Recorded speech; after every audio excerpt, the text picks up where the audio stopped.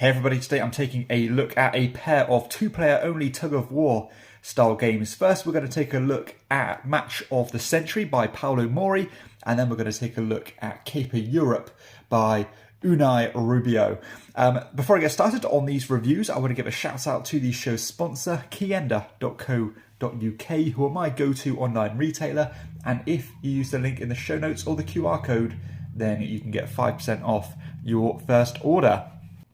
Okay, so let's start with Match of the Century, Spassky versus Fischer. You're looking at around 30 to 45 minutes to play this game. Now, if you're familiar with Paolo Mori two-player only games, you might be aware that he is on a bit of a home run with those kind of games as of late.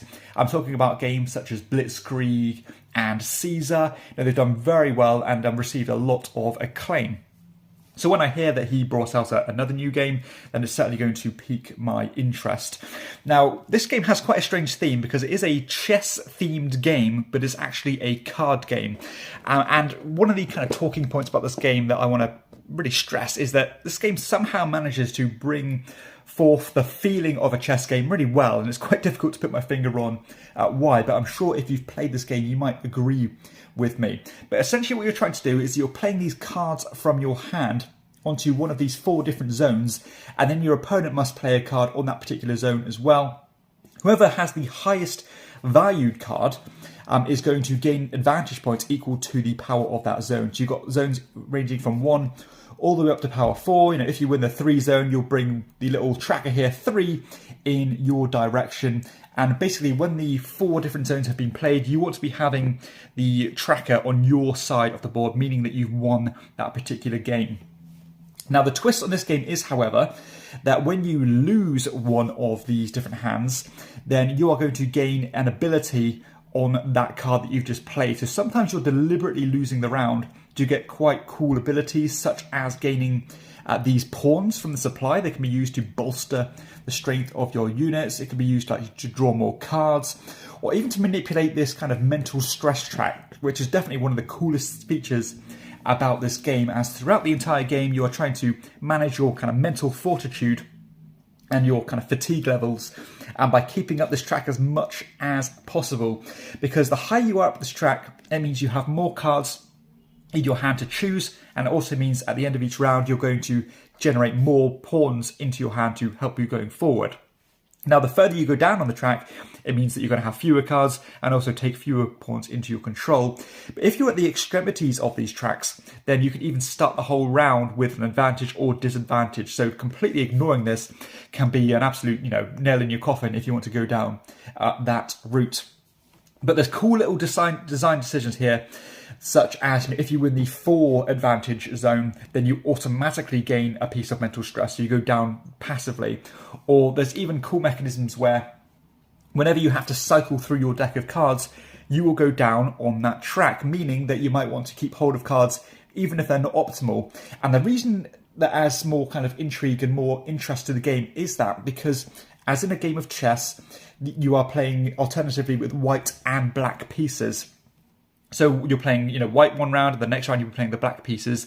And that is simulated here by the use of these double-sided cards. So you can see that this side is the white piece, which is strength 4, and then the other side is a strength 1 black piece. So you might think, I'm playing blacks this turn, but I'm going to keep hold of this card, knowing that I'm white next turn, and I'm going to flip those cards over and have that to play with. So sometimes you need to know which games to throw so that you can definitely, assure victory in the next round. I also like the tempo of this one, where even if you tie the rounds, you are going to progress on basically a win. So there's not that kind of dead space. There's not that kind of long drawn out feeling. But it does feel like you are getting into a battle of wits with your opponent. Again, intentionally, losing hands, sometimes knowing when to tie hands so that nobody gets the advantage, and so on. So definitely tons of decisions going in here.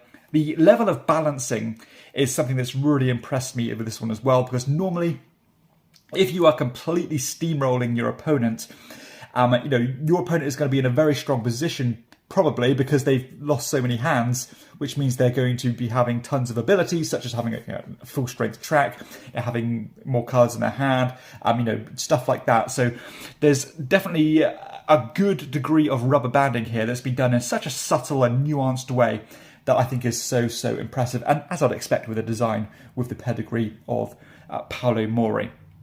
So again, definitely feels like a game of attrition. It feels like you are really getting into that kind of cerebral game of chess, essentially, with your opponent, which is why that theme shines through so nicely. So mechanisms-wise, despite being so beautifully simple, just playing a card, again, the decisions under those mechanisms are really impressive. Good degree of engagement. You're going to be head invested in this game, mapping out every single turn, and there's even turns here where you think, is this the right time to do this action? Should I keep hold of this card? Should I win this round and take that extra piece of mental stress, knowing that I'm going to struggle in the next round? Or have I got enough just to get through and squeeze the win, and so on. So lots of decision space here, and a really rich game. And production-wise as well is very nicely put together, as you get these lovely chess pieces to play with. So yeah, all in all, I think the production is lovely. You can see here that you've got like proper chess pieces that you can again add more into the atmosphere of the game. So I wasn't really expecting or knowing what to expect with this game, because it is such a strange concept. But I'm so glad I gave it a go, because I think the design here is wonderful. It feels very distinct to any two-player game that I've ever played. And I'm generally not a huge fan of tug-of-war style games if they're so rigid. But again, this one is so nuanced and so delicately balanced that I find it fascinating. And probably not going to be my go-to two-player game, because it is quite mentally taxing. So I am going to need to be in the right headspace to dive into this one. But when you get into that really good game with an equally matched opponent, then this game is going to sing, that's for sure. So I'm highly impressed, and I recommend this one big time if you like Paolo Mori games, if you like tug-of-war style games, or games like Watergate. I definitely think you're going to get a lot out of this one. Again, those tracks you've got to climb, that hand you've got to manage, and that stress track, the dual-layered cards, or sort of the double-sided cards, all these things come together so harmoniously in a wonderful little game. So that is Match of the Century. Definitely gets a commendation from me. Okay, so let's move on to Caper Europe. This one plays in 25 to 35 minutes according to the box, but from my own personal experience, I've had games even faster than that. So this is certainly a game that moves along at a fast pace. Now, this is a more traditional tug-of-war style game, as you'd probably expect with that mechanism, where you are playing cards on certain places on the board here to try and gain influence on these locations in this example. So the theme here is that you are trying to put together a kind of a heist team to try and take over these locations. And basically you're trying to compete for the influence on these regions by moving the tracker to your side. If you do that, by the end of the game, you'll gain the benefits of these cards, which will give you victory points based on straight up face-up value victory points, as well as things that rely on different conditions. You're also trying to collect these tokens, which work in a set collection method, as well as a lot of the cards themselves having scoring options on them. Now, the way the game works is pretty interesting, because you start off with a closed draft. So think of that kind of pass and draft mechanism. First off, you're going to be drafting the actual characters themselves.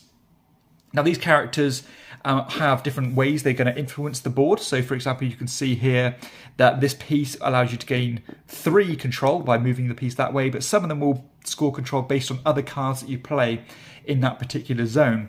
And after that, and bearing in mind that these characters not only have strengths on them, they also have monetary values on them, which can be important for the next phase when it comes to drafting and playing these equipment cards. Now, these equipment cards generally come with a cost, especially the better ones, and that is how you're going to kind of gear up your people to give you more influence and let you score points in different ways and manipulate the board state. Sometimes they can attack the gear that your opponents have. Sometimes, again, they can boost the strength of your existing characters, and so on. So essentially, you're going to have this several rounds of playing characters, playing equipment cards, so on, and trying to manipulate all these different locations based on their criteria and try to win the influence and score the victory points. That's how the game essentially works, but there is a good degree of modularity here, as each game, not only do you play with a core set of cards that will appear every time, but depending on the location that you want to play, there'll be some personalized cards for that particular scenario. And each of those scenarios also corresponds to a particular aspect of the game. So for example, the starting scenario, which I believe is Paris, is more focused on the set collection part of the game, and you're going to score more points focusing on that, whereas I believe the subsequent ones might focus on what your opponents are doing a little bit more, and so on. So definitely a framework here that can inject different aspects and different ideas and concepts into that simple framework. So I do love the way that you are not completely pigeonholed in, being mandatory to win, say 2 out of 3 of these tug of war things. I've had games before where I've lost 2 of them, which in most tug of war games that means it's over. You're done. But in this one, because you do have those other scoring options by the means of those tokens and those other cards that you've played, you have that flexibility to get yourself out of sticky situations where you're not going to win one way. I love the hand management. I love the idea of being able to, or money management, really, know what to keep hold of, know what to play, and what's worth it in terms of value to you. And there's also some cool mechanisms where the actual money pool is very limited. So if you end up stockpiling too much money and your opponent gains money, they take it from you rather than from the common supply. Just that extra little wrinkle to make it a bit more interesting and a bit more interactive. Again, for the amount of game here, in terms of the game length, I'm super, super impressed, because there's good decisions to be made here, knowing what to invest in, knowing what to let go, and so on. And yeah, all in all, it's just a very smooth package that plays very well with some good modularity and good replayability. Now, I remember having this game on my radar for a long time, and I was wondering why it was always so expensive. And after seeing the actual production here, I can see why, because this is such a high standard of production. Everything here is deluxeified to the max. I'm not sure if it will completely pick up on camera, but the pieces here are wonderful. It all comes together in this lovely insert.